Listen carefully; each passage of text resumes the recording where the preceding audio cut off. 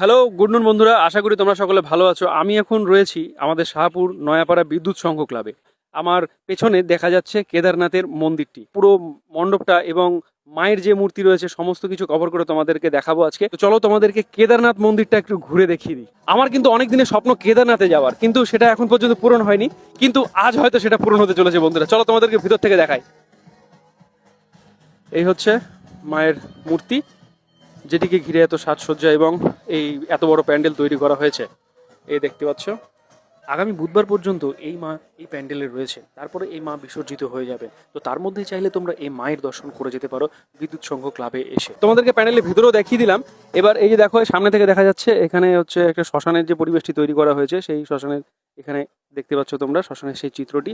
তো আমি তোমাদের এখন ক্লাবের যে মেম্বাররা রয়েছে তাদের সঙ্গে পরিচয় করিয়ে দেবো। আমাদের পুরো থিমটা রয়েছে কেদারনাথের উপরে, এবং নিচে আমরা চেষ্টা করেছি যে মহা শ্মশান করার, মানে আগেকার দিনে যে পুরনো মহা শ্মশান থাকতো, তো সেই টাইপের শ্মশানের থিমটা আমরা তুলে ধরার চেষ্টা করেছি। এর মধ্যে আমাদের স্পেশাল আকর্ষণ যে মানে শ্মশানের মধ্যে আমরা একটা দোকান দিয়েছি, সেই দোকানটা হচ্ছে এই পাশে রয়েছে, ঠিক আছে। এই যে তোমরা দোকানটা দেখতে পাচ্ছ, কি শ্মশানের মধ্যে একটি চা বিস্কুটের দোকান যেটা হয়, সেই দোকান কিন্তু এখানে দেয়া রয়েছে এবং এই জিনিসগুলো কিন্তু রিয়েলিস্টিক।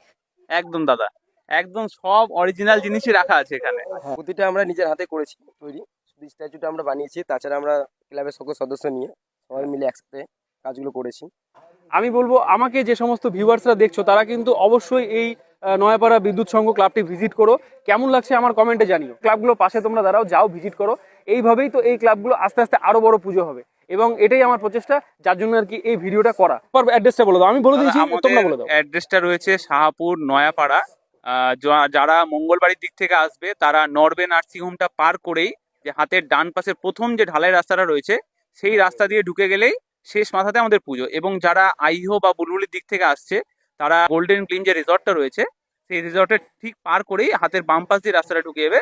সেই রাস্তা দিয়ে পুরোটাই মানে মণ্ডপের লাইট দিয়ে সাজানো রয়েছে। আপনারা রাস্তা থেকে আসলেই দেখতে পাবেন যে পুজোটা ভিতরের দিকেই হচ্ছে। জয় শ্রী কেদার। জয় শ্রী কেদার।